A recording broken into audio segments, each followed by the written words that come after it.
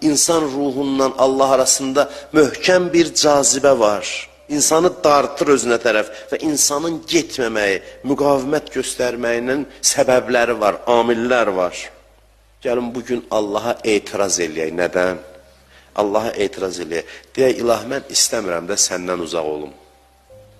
Səndən uzaq olmaq istəmirəm. Mən axı sənin üçünəm, mən sənin üçünəm. Mənim bütün varlığım sənin üçündür, səndən başqası üçün yox.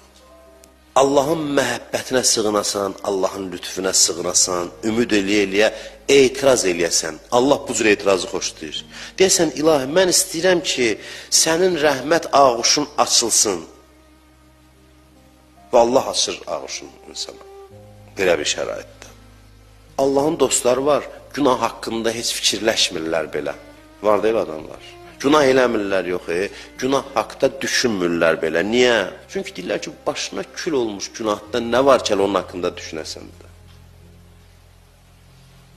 Axı, nədir ki, barəsində düşünəsən?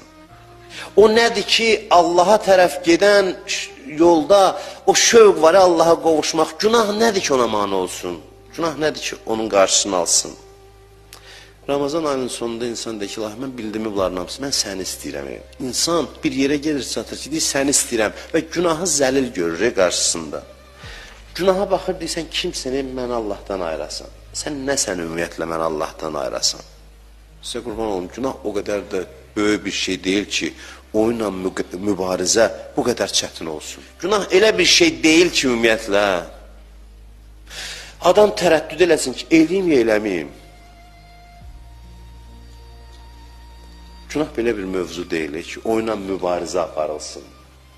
Günah eşbazlıq üçün nəzərdə tutulmuşdur. Bu qədər biz günahı problemə çevirdik. Günahı qoymuşdular orada ki, bəhanə olsun Allaha tərəf qaçasın. Biz diyandıq günahın üstündə qopa bilmədi ondan.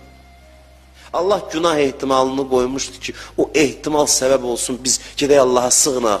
Biz getdik günahda ilişdik. 60 yaşımız var, 50 yaşımız var, 40 yaşımız var, 30 yaşımız var, hələ qutarmamışıq. Mübarizə deyək hələ. Günahla. Adamın da ömrü günahla mübarizədə keçər.